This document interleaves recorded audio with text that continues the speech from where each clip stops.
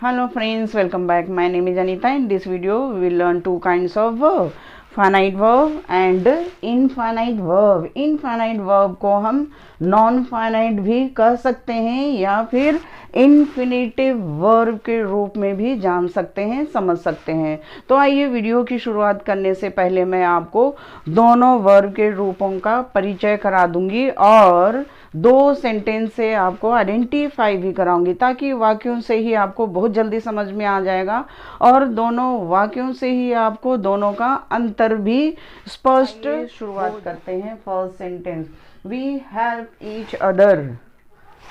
हम एक दूसरे की मदद करते हैं। दूसरा सेंटेंस को समझते हैं। We try to help each other. हम एक दूसरे की मदद करने की कोशिश करते हैं। अब यहाँ पे आपको फोकस करना होगा वर्ब, क्योंकि हम वर्ब के बारे में जान रहे हैं और समझ रहे हैं। तो सबसे पहले आपको वर्ब को फोकस करना है। इस वाक्य में हेल्प क्या है? वर्ब है और ये बेस फॉर्म का वर्ब है। बेस फॉर्म का वर्ब हमने क्यों यूज़ किया है? क्योंकि यहाँ पे क्या है, फर्स्ट पर्सन के प्लूरल नंबर हैं सब्जेक्ट में, इसलिए यहाँ हेल्प यूज किया गया है। नेक्स्ट है we try. The same here, we क्या है? प्लूरल है एंड फर्स्ट पर्सन के सब्जेक्ट हैं, इसलिए यहाँ try.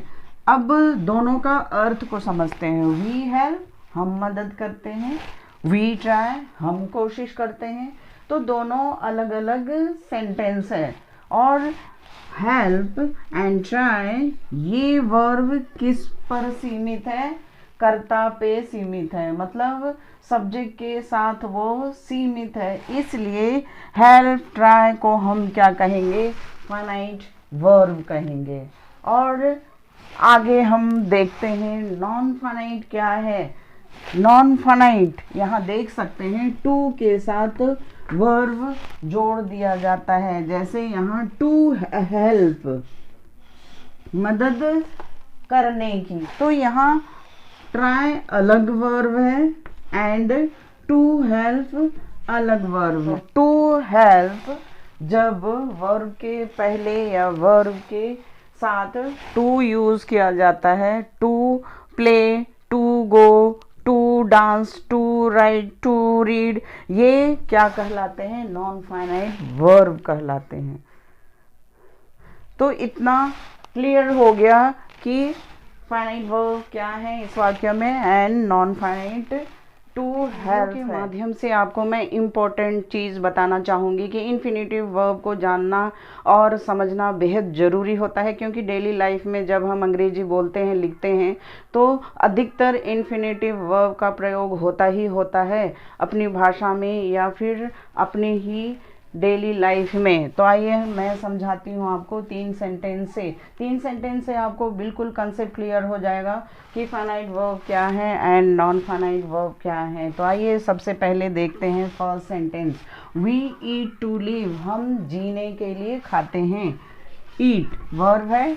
He eats to live, वह जीने के लिए खाता है। She ate to live means उसने जीने के लिए खाया। तो यहाँ ईट, ईट्स, एट, तीनों सेंटेंस को आप फोकस कीजिए। वर्ब को सबसे पहले फोकस करते हैं और समझते हैं। ईट यहाँ पे क्यों हुआ? अब इनके फंक्शंस को हम समझते हैं। Finite verb functions as the main verb, सबसे पहले आपको समझना है। सबसे पहले तो ये क्या होता है? मेन वर्ब होता है। दैट शोज टेंस, और टेंस को भी बताता है। एंड जैसे यहाँ एट पास्ट टेंस है एंड ईट, ईट्स क्या है? प्रेजेंट टेंस फॉर्म के वर्ब हैं। एट पास्ट टेंस फॉर्म के वर्ब है। नेक्स्ट है agreement with the subject. Agreement with the subject means क्या होता है? Person and number. Number means singular plural, number के अकॉर्डिंग वर्ब यूज होता है एंड पर्सन के अनुसार। जैसे यहाँ वाक्यों से ही आपको समझाती हूँ और आपको भी समझना है। वी फर्स्ट पर्सन है एंड प्लूरल नंबर के सब्जेक्ट हैं, इसलिए यहाँ पे रूल के अकॉर्डिंग ईट यूज़ किया गया है। और आपको इंग्लिश ग्रामर में रूल को भी ध्यान रखना होगा, रूल को भी याद रखना होगा। अब यहाँ नेक्स्ट दूसरा सेंटेंस को ध्यान दीजिए। ही ईट्स, वह खाता है। ही क्या है, थर्ड पर्सन है और सिंगुलर नंबर का सब्जेक्ट है, इसलिए ईट के साथ एस यूज किया गया है रूल के अकॉर्डिंग। और इसका अर्थ क्या हुआ, वह खाता है। नेक्स्ट थर्ड सेंटेंस को देखिए। She ate, ate past tense form का वर्ब है, तो हमें क्या बता रहा है, टेंस शो कर रहा है। यहाँ पे टेंस के अकॉर्डिंग क्या हो रहे हैं, वर्ब चेंज हो रहे हैं।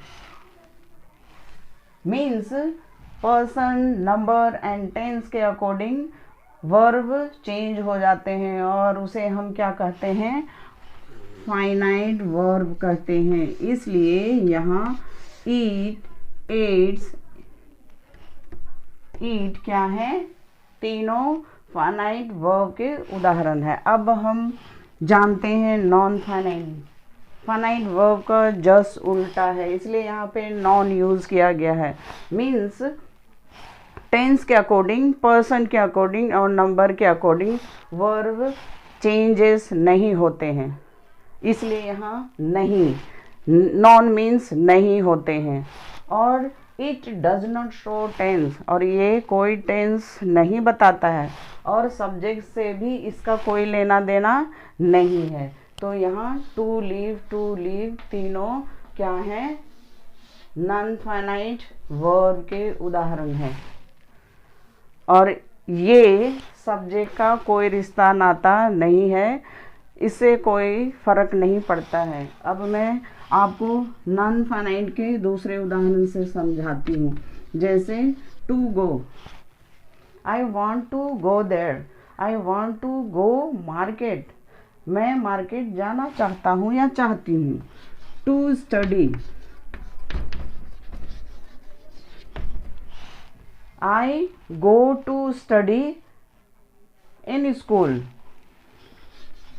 To read, I want to read a story, मैं एक स्टोरी पढ़ना चाहती हूँ। पढ़ना, पढ़ने की, जाने की, सोचने की, ये इन अर्थों से आप समझ सकते हैं। इसलिए ये ना तो टेंस से इसका कोई लेना देना है, ना ही सब्जेक्ट से इसका कोई रिश्ता नाता नहीं है। तो इस तरह से आपने finite verb and non finite verb को समझ लिया और जान लिया आसान तरीके से, और आपका कंसेप्ट भी 100% क्लियर हो गया। यहाँ टू लीव क्या है, नॉन फाइनाइट वर्ब है।